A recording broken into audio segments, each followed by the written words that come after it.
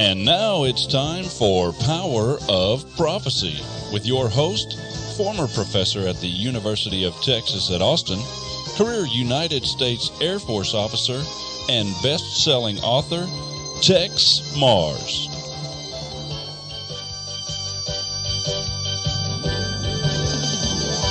Hello, friends. This is Texe MARRS, and welcome to another edition of Power of Prophecy. Well, today we're going to be discussing, or more than discussing, we're really going to take a very clear and direct look, really an exhaustive review of Ebola. The Ebola nightmare, it's been called. The Ebola invasion. Now, President Obama and the CDC's man on the spot, the president there, Tom Frieden, and others would have you believe that this is a major crisis or chaos that resulted just all at once. It suddenly came out of nowhere. From Africa, of course, from the darkest part of Africa into America, with the coming of this man, Thomas Eric Duncan, from Liberia to the United States.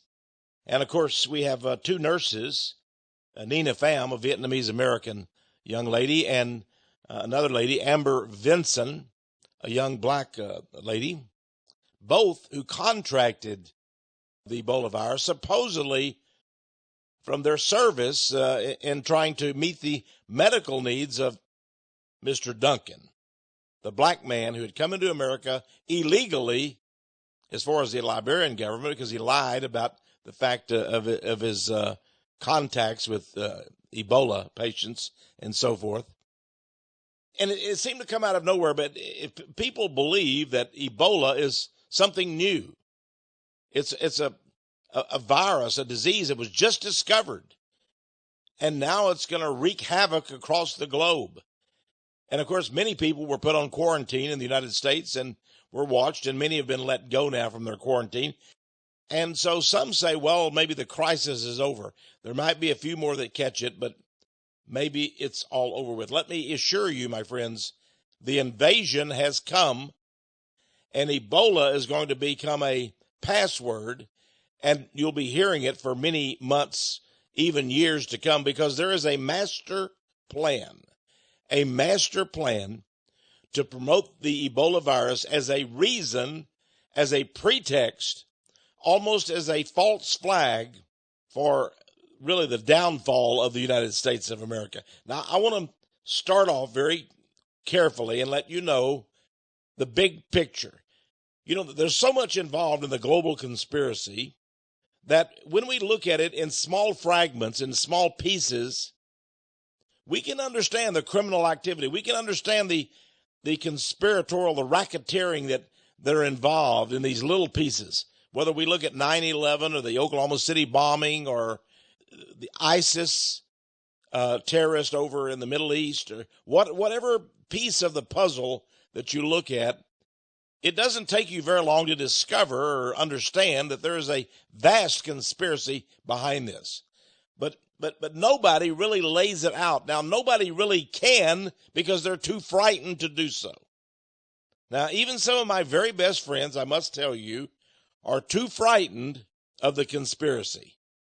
They'll be all bravado and talk, and you'll think, oh, these people are right on, and I know of their videos and their books or their radio shows or their news programs. Oh, they're right on. This person has it right down pat. They're really fighting the conspiracy. They're going to tell us the truth. And they do tell you the truth, except for that bit at the top, the truth that truly will set you free.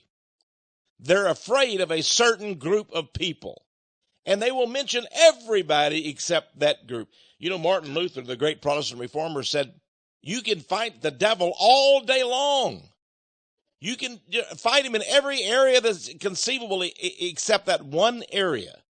In your era, in your generation, the devil is no doubt making headway. Now, I'm paraphrasing Mr. Luther.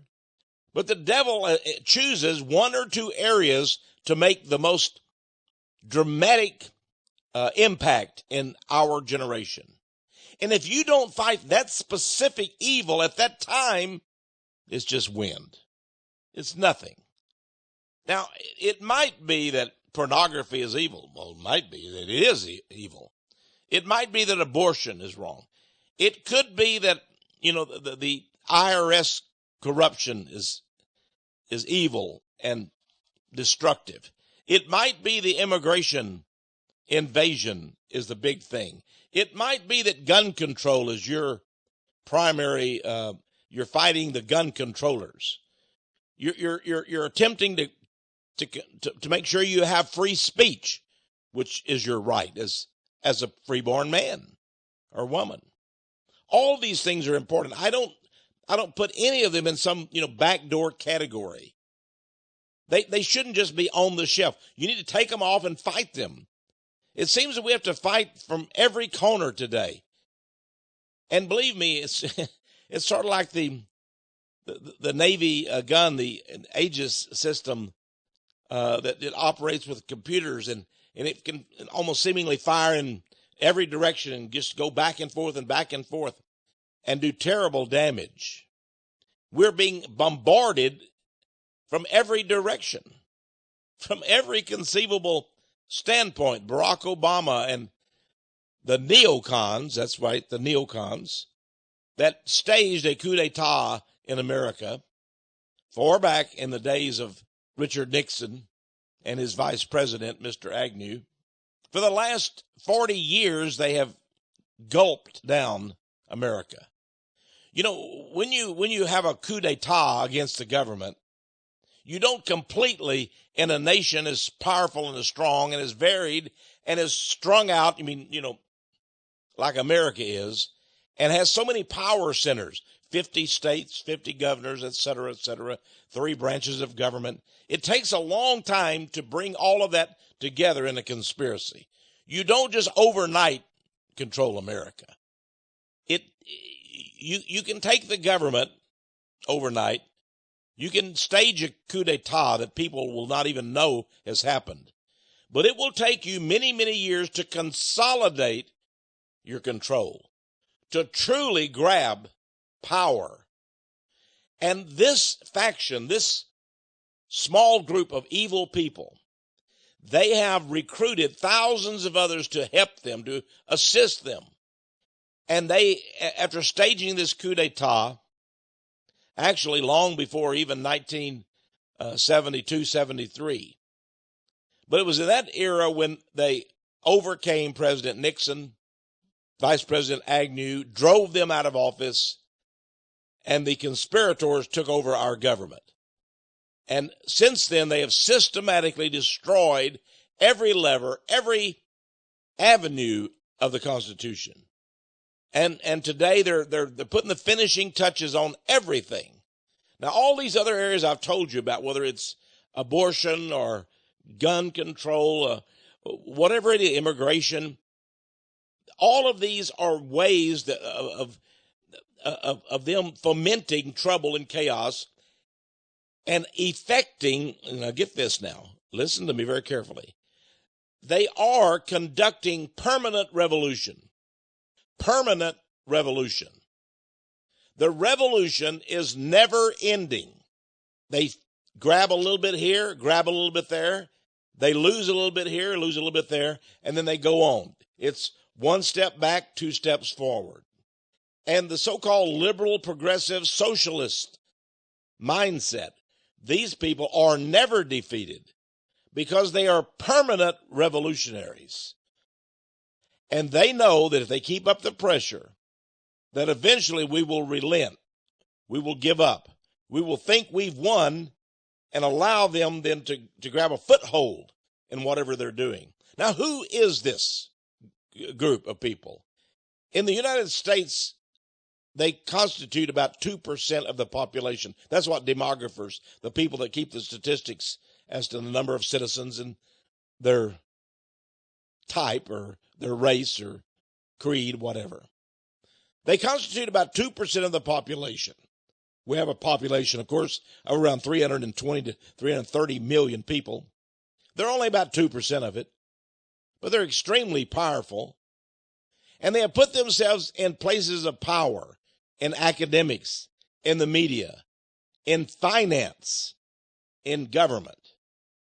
And they have worked up in those areas, and they only favor their kind of people, their brand of people, their supposed race of people, which is the Jewish race. And finally, they're at the verge of controlling all of us. Now, let me explain. When 9/11 occurred, it wasn't that government was corrupt. It wasn't that everybody in government, people said, oh, Tex, do you really believe that the government is corrupt? You mean the post office? Do you mean the National Park Service? Do you mean the Coast Guard? Ha, ha, ha. You're a conspiracy theorist. Ha, ha, ha. No, I don't mean those people. Although this faction, these neocon Jews, they are able now to put their underlings, their people, in places of power in, say, the Coast Guard, in the Army even, the Air Force, in the Environmental Protection Agency, in the IRS, in whatever bureaucracy or agency, they're able to put their people at the top or in positions of power to rule over us, the people. So that the concept of we the people running this country is plowed under forever.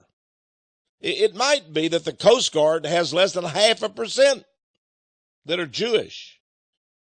But that 0.5%, they control it. Now, most of this 2% of the Jews in America don't even know what's going on, but they do enjoy the fruits of the revolution. The 2% of the Jews that rule Hollywood and rule our banks and so forth, and rule the government, they enjoy ruling. They may not even understand why the Jews control. They may believe that they are a superior people, a more intelligent, more smart than the rest of us. They deserve to be in power. Now, some other day I'm going to just talk about that subject, whether or not the Jews or any race is more intelligent, more capable than other races. I found that's not true. I've discovered in looking at IQ, that's not true, because the Jews don't have a high IQ at all. In fact, the nation of Israel has a lower IQ. The people that are Jews have a lower IQ than, say, the people of Spain or the people of Mongolia or the people of the United States. Look around you, my friends. Look at your neighbors. You look at the people at the local mall. You see who?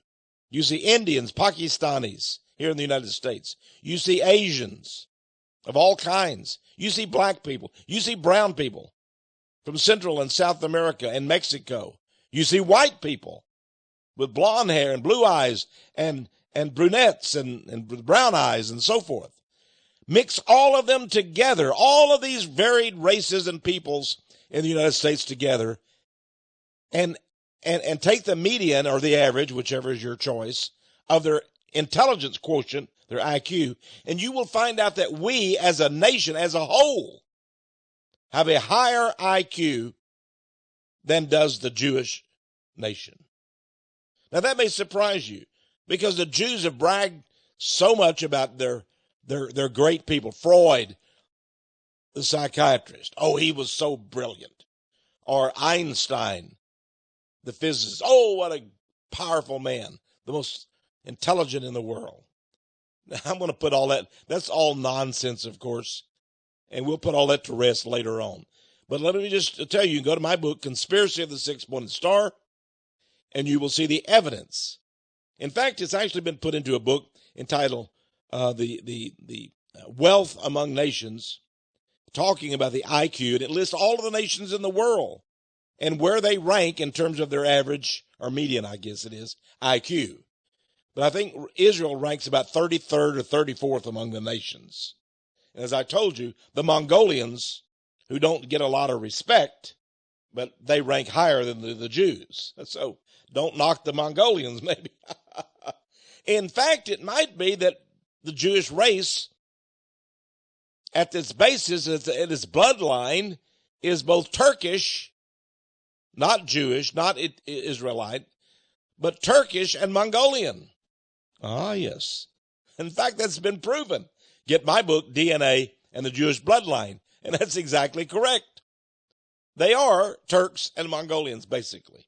They are not Jews or Israelites. But those are mysteries for us to look at. Let's talk today about Ebola. Now, we've had this crisis. Now, Obama has given us the CDC, the Centers for Disease Control in Atlanta. He has appointed a man named Tom Frieden to run over it and to make the policies about Ebola. Of course, he gave us the disaster that we've had with Mr. Duncan and these two nurses that contracted. Mr. Frieden, of course, is an idiot who simply is following orders. He is a Jewish man, and I gave his name to you in my book, Conspiracy of the Six-Pointed Star. I told you that Tom Frieden is one of the swindlers. I give a list. You've heard of Schindler's List, the movie. Well, I talk about Swindler's List. Swindler's List. He's one of the swindlers. Now, who is Tom Frieden? Let's look at some of the poobahs, the big shots, that are bringing us the Ebola disaster. The CDC's Tom Frieden. Who is Mr. Frieden? How did he get to where he's at? First of all, I want you to discover something. They're never in their position because they're a Gentile who's a patriot and American. They're in these high-level positions because they're Jewish, because they're a progressive Democrat, and because they're anti-American. But let's look at Mr. Frieden. First of all, he first came to prominence when he was made the New York City Health Commissioner. Well, who put him in that position? Well, that would be the Jew mayor, the billionaire, Mr. Bloomberg. He appointed Mr. Frieden as head of the New York Health Department in New York. Now, what did Mr. Frieden do? Did he make sure that the people didn't have Ebola or AIDS or all? What exactly did he do? Well, first of all, he came out and talked about trans fats. The restaurants were serving you things, and remember those big Slurpee drinks that McDonald's and all were serving? Oh, that was Mr. Frieden's idea. He and Bloomberg said you shouldn't be drinking those soft drinks, so they put a ban on those. Now that really, that's what he also issued 36 million free condoms to young people mostly, but also to every other kind of person. You just want free condoms? Go to a clinic in New York City and they'll give you free condoms. 36 million he issued. That was his great achievement. The trans fats, the city ordinance, and every restaurant was required to place on its menu, tell you how many trans fats you were getting and all this kind of stupid nonsense. He did such a good, by the way, he also helped Bloomberg to develop his gun control. Remember, Bloomberg, he's spending now, he's out of office, but he's spending hundreds of millions of dollars for gun control. Frieden was part of that, and he's brought it with him to CDC. Obama, he did such a good job working for the Jew Mayor Bloomberg in New York that Obama brought him into the CDC in 2009. And guess what? I think it was in 2010 that he gave him another job. Firearms violence. Firearms violence. He said, I want you in the CDC to look at firearms violence. They're doing a multi-year study of firearms, of guns. Of course, the study will come out and say that we have too many firearms, we need gun control laws, blah, blah, blah, blah. Now, you may know about local doctors. Maybe your mother, I have a person here in the ministry, their own mom, went to the doctor for normal complaints. It could be diabetes, it could be heart problem, maybe you hurt your arm in a soft pitch baseball game. Maybe you fell down the stairs and hurt your knee. Whatever, you go to see a doctor, and they give you this questionnaire to fill out. You're there with a hurt knee. You tell the doctor, I got a bad knee. I need some attention. And they have you fill out a questionnaire that asks you all about guns. Do you want a gun? What kind of gun? Where is it kept? You want to tell the guy, well, what business is this of yours? Well, he's just a doctor who has agreed to participate in the CDC study of firearms. Now, what has that got to do with health? Nothing. Nothing. It's an attempt to take away our guns. They're trying to get all these statistics to prove their point. Frieden is the guy behind that. He's at the CDC, and his biggest job is to bring out this firearms violence report. And he's enlisting the doctors of America to do it. And if you don't cooperate as a doctor with the CDC, they might just contact the local AMA branch, and they may investigate you. You don't want to cooperate with the national agency. You're one of those patriot doctors. You need to be investigated. So that's what's happening there. Now, Tom Frieden tried to go before the nation and tell us all of what was going on with Mr. Duncan, who came over from Liberia, the black man, and now these two nurses have it. And he was supposed to calm all of us, and they have a master plan for this Ebola. But he flunked in his job. He failed. It turns out that everybody is angered, paranoid, upset, and they're throwing rocks at Tom Frieden, the president of the CDC, not because he's a Jew. They don't know anything about that. Not because he worked for Mayor Bloomberg. Not because he's into the study of firearms and gun control, which is stupid for epidemiologists who are supposed to make sure we don't get certain diseases, or they don't, they're not propagated, flu and so forth. We don't know anything about that, but we do know he's an idiot, that he's put out these CDC protocols. Instead of protecting medical personnel, it seems that they're contracting it with the nurse Nina Pham and Miss Amber Vinson. Now, let's go to, remember I told you, I said in my book, Conspiracy of the Six-Pointed Star, I told you about this neocon Jewish conspiracy. And I said that Tom Frieden, he is mentioned in my book as one of swindler on the swindlers list. He's a swindler. Now, another one is Ron Klain, whose name probably is Ron Klein, Jewish, but, they change their name so that, you and I are too stupid to figure it out. Now, Ron Klain has been made the Ebola czar. The Ebola czar. He's going to take over from Frieden, who failed at it, and he's going to fix it. He's a fixer. He's a mob fixer. You say, what? A mob fixer? Yeah. The neocon is a mob. Now, you may not understand this. You may say, I don't know about any neocon mobs.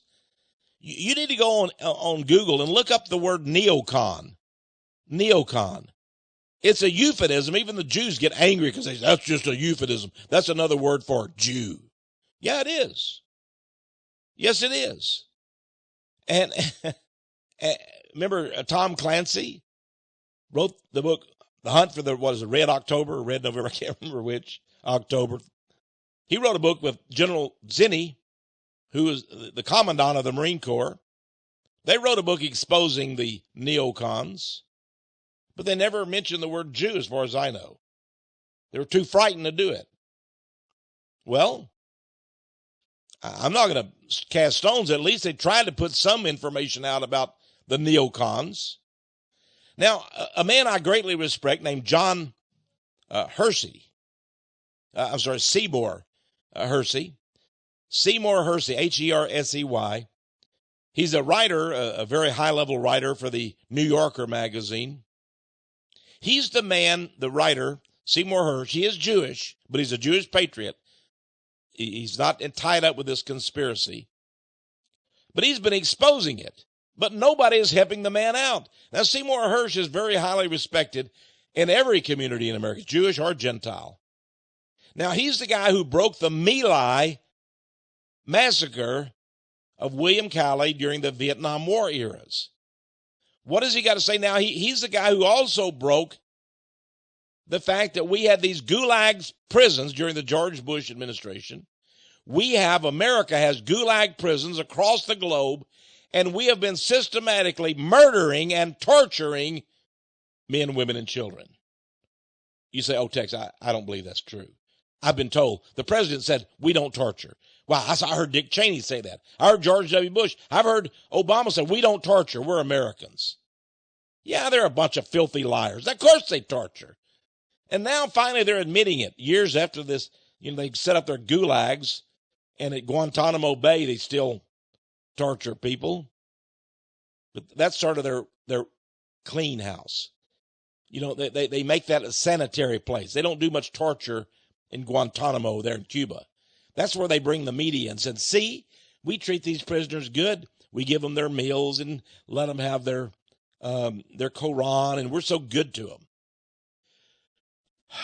Of course, we did take, this terrorist, and we did, give him the water treatment, putting the towel over their head and giving them the water treatment for 100 and some odd times till he talked.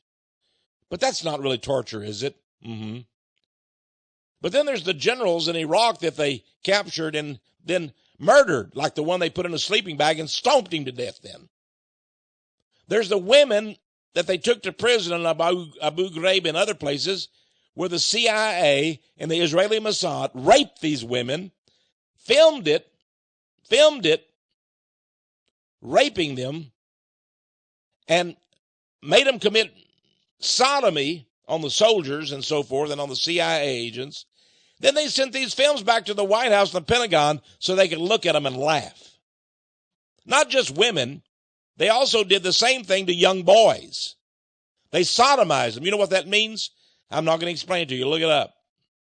They sodomized these young boys, and then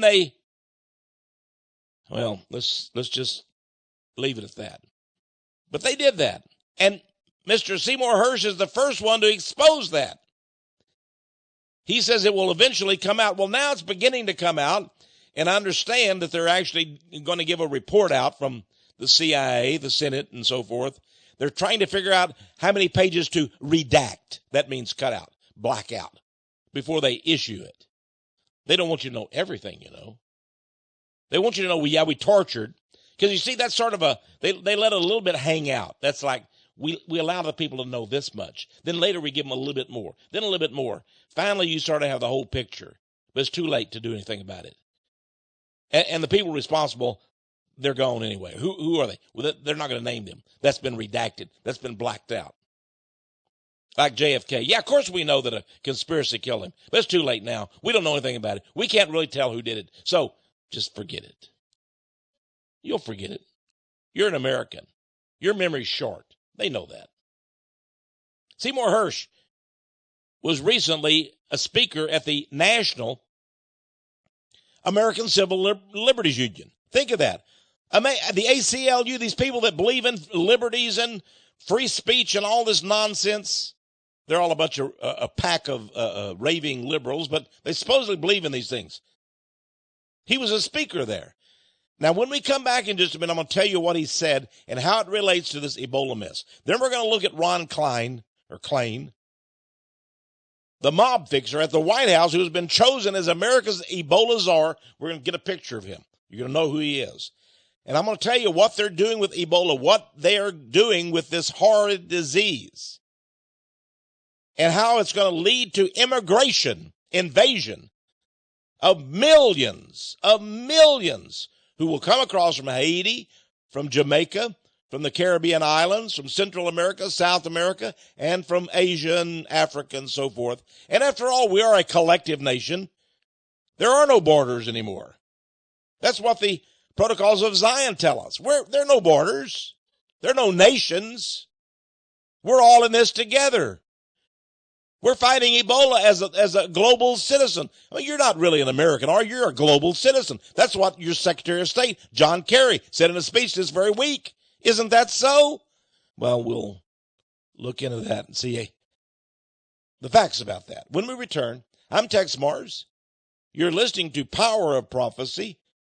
We're discovering things about the Ebola invasion and how it is hitting America and will cause a significant impact in your lives in the months to come. Stay with us, won't you?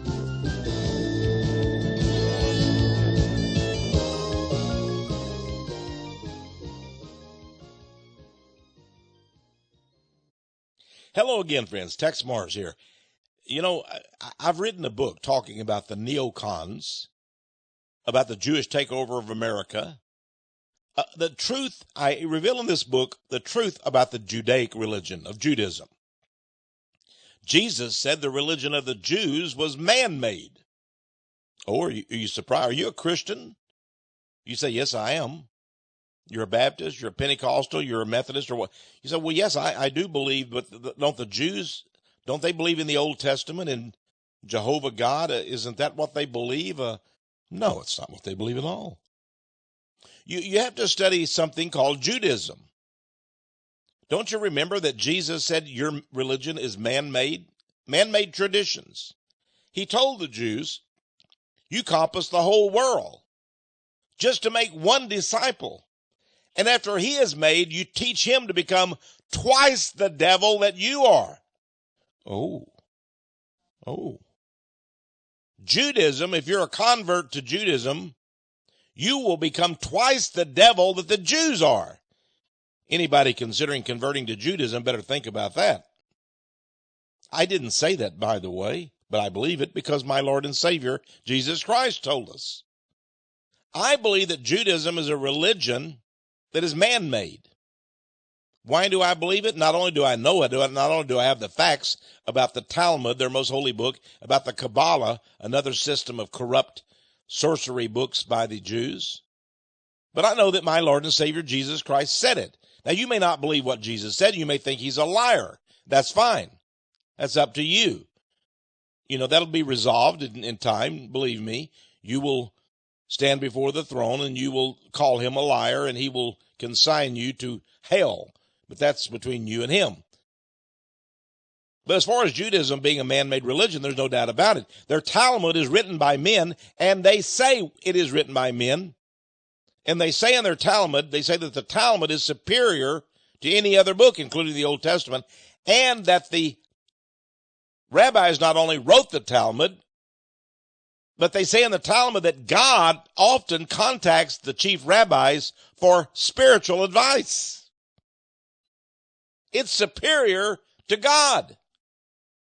You go to synagogue on Saturday, that's when they have their worship day, the Sabbath. That rabbi is no doubt more wise, more all-knowing than is God. And that is the purpose of the Jewish utopia that's mentioned in the Talmud. The Jews are working for a utopia, and we call it a kingdom. Remember, they rejected the kingdom of Jesus Christ. But they're working for their own kingdom. They're going to be their own Messiah. Their kingdom they call a Jewish utopia. In fact, there's a book by that name by Rabbi Heidegger. I have a copy of the book, Jewish Utopia. That's what their Talmud says, the Kabbalah. They're working toward that goal. And a neocon group in the United States of, at its core, no more than 9, 10, or 15, or 20 Jews are running America today. But they are assisted by several hundred other Jews, very powerful billionaires and so forth, who are further assisted by thousands of other Jews. And it spirals out from there. And the people at the top, of course, in the inner core, which is called Mega, they know what's going on, but the people at the bottom, all they know is, well, we're Jews, we're the superior race, we're God's chosen, we're a divine bloodline. That's all they know. We're better than these beasts, these goyim, who are donkeys, who are meant only to serve us. That's what many Jews believe. Of course, they're mistaken, because no race is superior.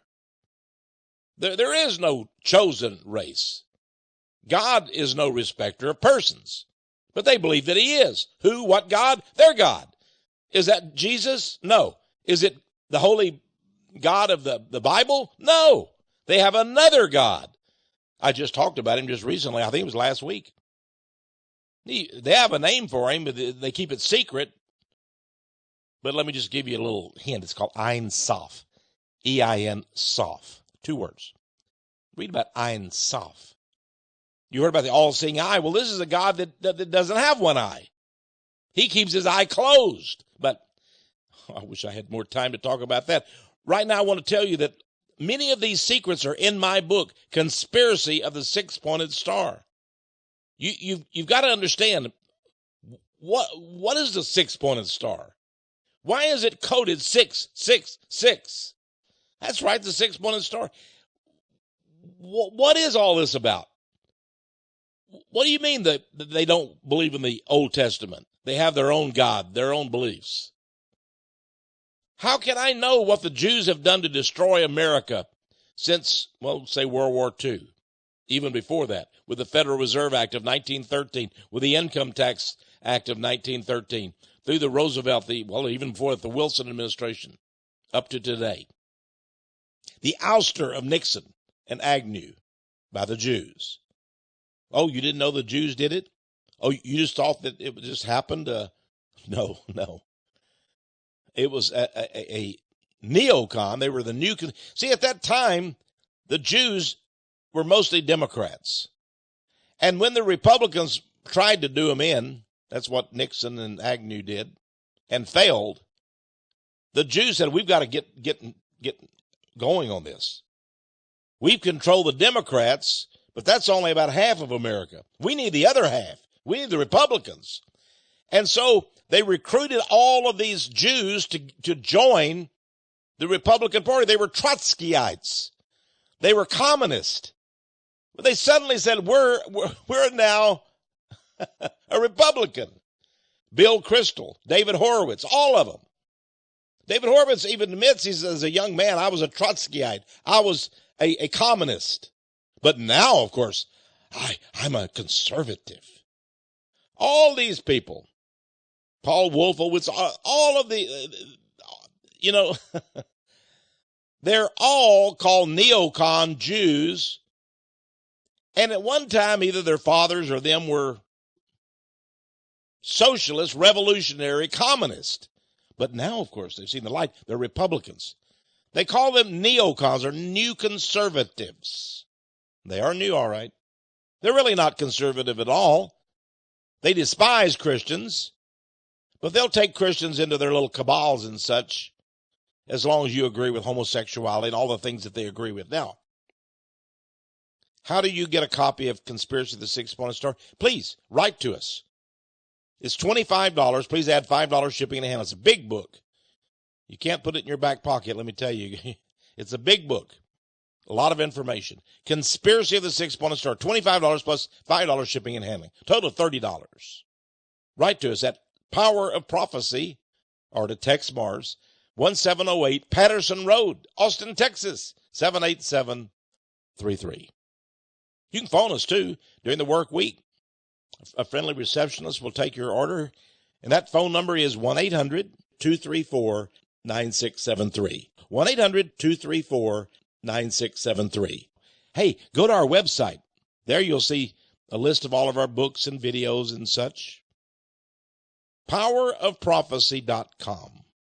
PowerOfProphecy.com or TexeMARRS.com. You say you don't know how to spell my name? Well, I can't blame you. Sometimes I almost can't spell it myself. Well, it's Texe.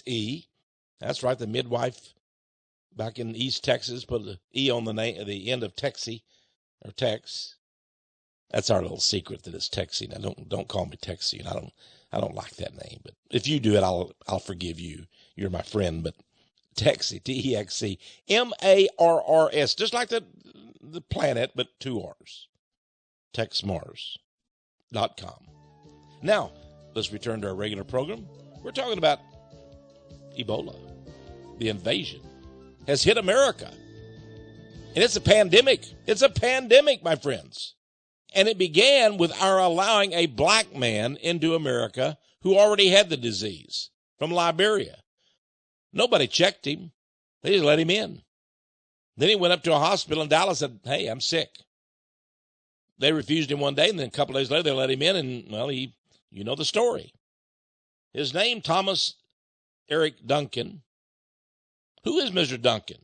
Well, it turns out that he was an employee of the U.S. Aid Agency. What is the U.S. Aid Agency? We have this across the world. It's these people are, they're there to help the local people. What they really are is an intelligence front run by the CIA. He worked for the CIA. Now, did he have this virus, Ebola? No doubt he did. So he was told, they bought him a ticket evidently and said, go to America. That's what we want you to do. There you'll get help. He came to America, went to Dallas, and of course, there he died. And 2 nurses also got sick, contracted Ebola. Nina Phan, a Vietnamese-American young lady, and Amber Vinson, a young black lady. Now, neither one of these ladies are implicated in any kind of plot. They are part of the plot. They are victims. And I hope that they take corrective court action and sue the government, which claims that they maybe violated the protocols. No, they didn't.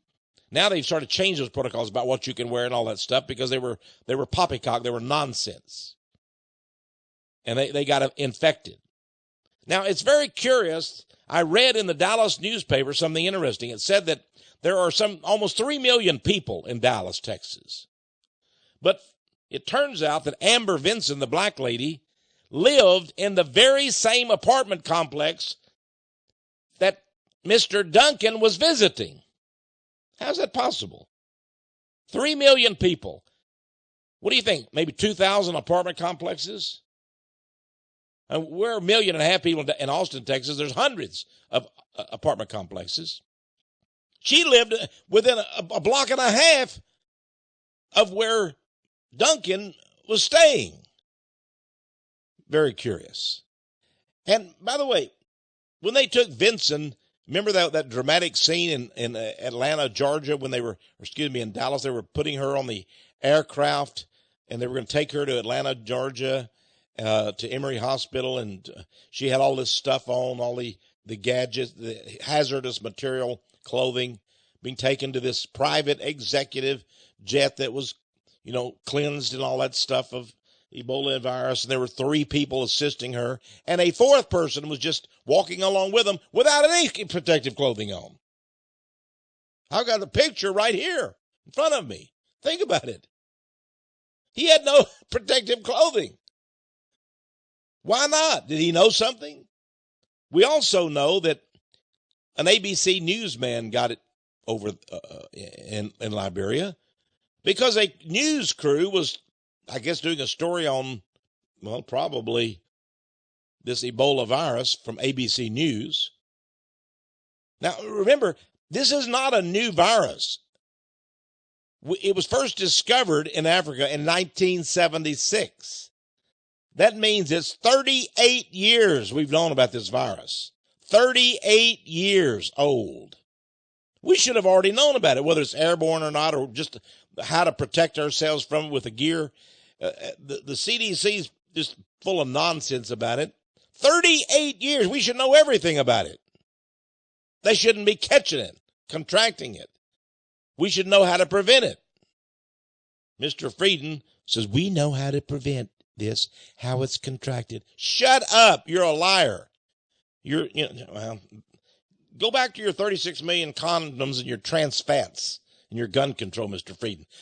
Let disease be taken care of by doctors, okay? All right, let's. Now, this is very curious why Miss Vinson lived 1.5 blocks. And it's also curious that the family that Mr. Duncan was living with suddenly disappeared. Disappeared from the apartment complex. We put a quarantine on them, supposedly, but then they disappeared. They said that a mysterious benefactor had picked them up, and he gave them a home to live in. Oh. Then a couple of days later, the young lady who lived there, the daughter of the fiance of Mr. Duncan, suddenly showed up in middle school. Well, I thought she was on quarantine. There she was in the middle school, and the school was questioning about it. They said, we don't think there's any problem.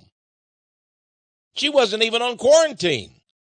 She had been living there when the guy had been vomiting and letting all these bodily fluids out and spitting every which way with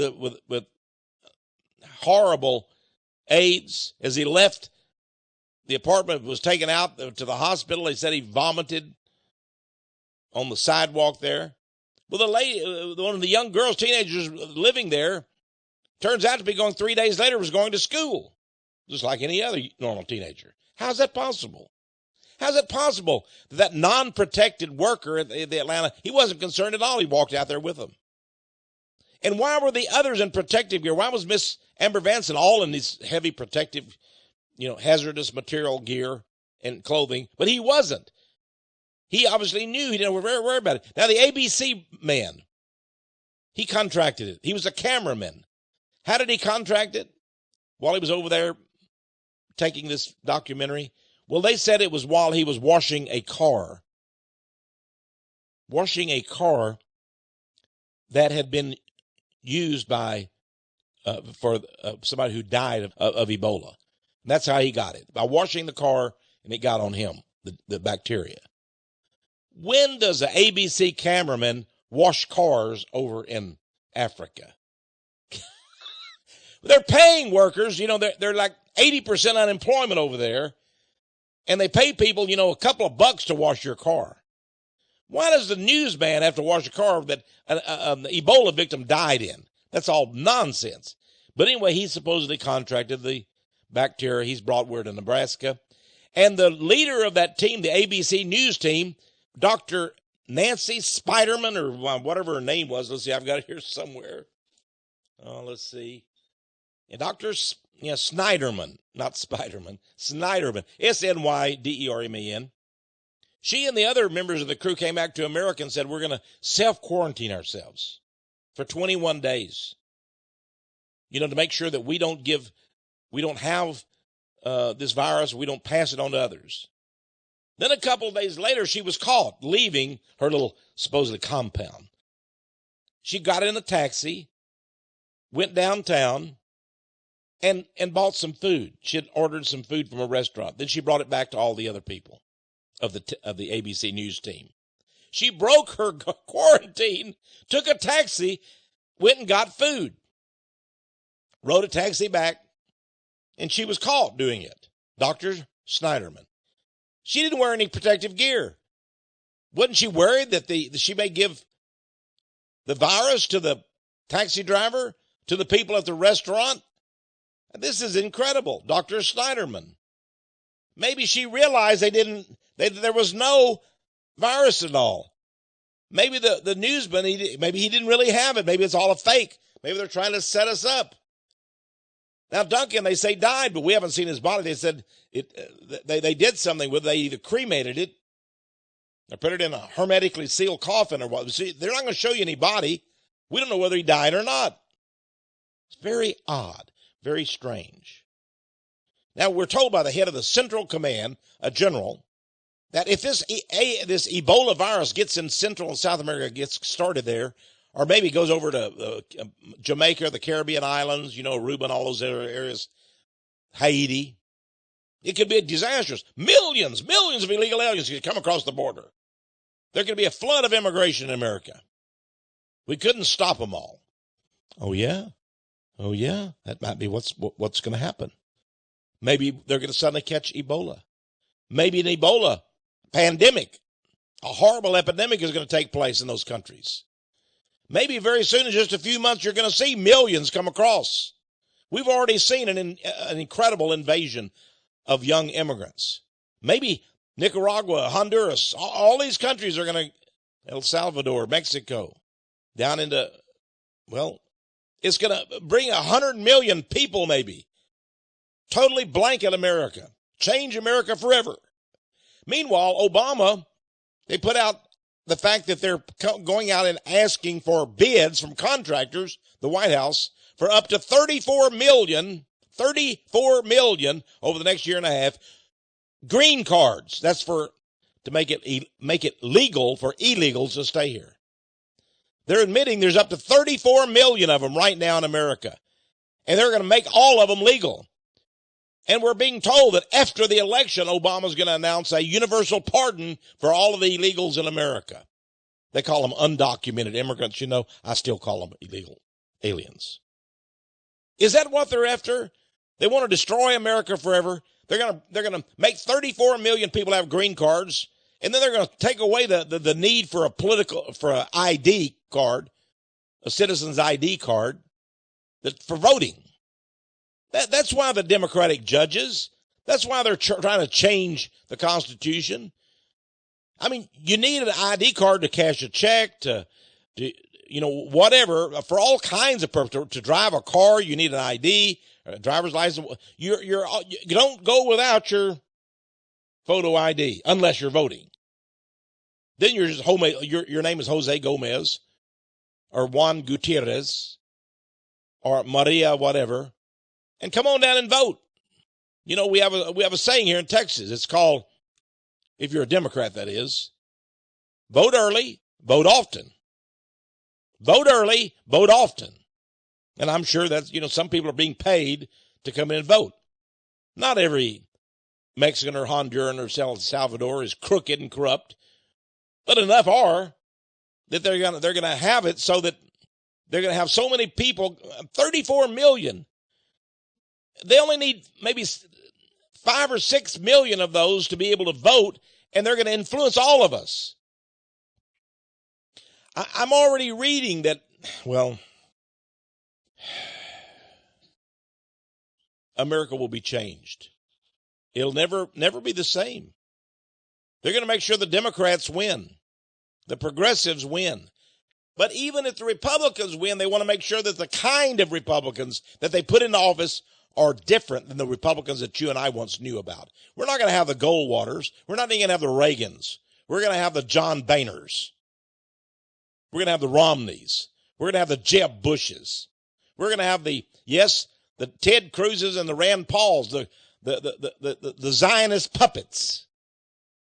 That's what we're going to have. Rhinos. Republicans in names only. In name only, that is. And they've already approved Obamacare. They told you we voted 41 times to disapprove Obamacare. But then the very next day, they voted to approve all the money for it. They didn't tell you about that, did they? John Boehner just went a couple of months ago and approved next year's budget and approved billions and billions for Obamacare. How can you vote against it but vote money to keep it going? That's because you can write John Boehner and complain about Obamacare costing so much and being socialist America, and he writes you back and says, you're absolutely right. Well, I voted against it many times. But what you need to understand is he gave the money for it. He's a big BSer, and they knew that the vote to kill Obamacare was baloney and would never pass, but the money would. The money would pass. That's what I told you. The House of Representatives has the power of the purse. They can disapprove Obamacare today. This very minute, they can disapprove Obamacare. No more money for it. It's dead. Would they? No. Because the friendly guy who ran for vice president from Illinois last year, what was his name? I forget it now. Doesn't matter. He's a loser. The congressman. They're all for Obamacare. Don't believe when they tell you they're not. They're all for immigration reform, they call it, for bringing in millions. And this Ebola virus is going to frighten all these people, and they're going to come over. They come over for jobs before, the next they're going to come for health. They don't want to get Ebola. When the people in their villages start contracting Ebola, they're going to come to America. And even the ones with Ebola are coming. What would you do if you're a Honduran or a Mexican or a Jamaican or a Haitian? You're going to do just what Mr. Duncan did. When you contract Ebola, you're going to come right to America. I mean, they don't have the medical facilities to save your life in Honduras or Mexico, but they've got it here in the United States. That's why Mr. Duncan, no doubt that's why he came to America. He wanted to save his life. They're going to want to save their life, and everybody affected with it, everybody even who've known these victims are going to say, I've got to save my life. I've got to go to America. I've got to go to a place where they have facilities. Because in America, we have Medicaid. We will get medical care free. I mean, how much do you think they spent for Mr. Duncan? Probably $4 to $5, $6, $7 million at that Presbyterian Hospital of Dallas. Millions of dollars for one patient. If you're a Mexican, you can't even get a job, or if you got a job, you're making a couple grand a year. Think about it. You're looking at $4, $5, $6 million medical payments. No, you're not, because you're going to go to America. You're going to go across the border. You're going to go. Then you can get everything free. Your family can have housing free.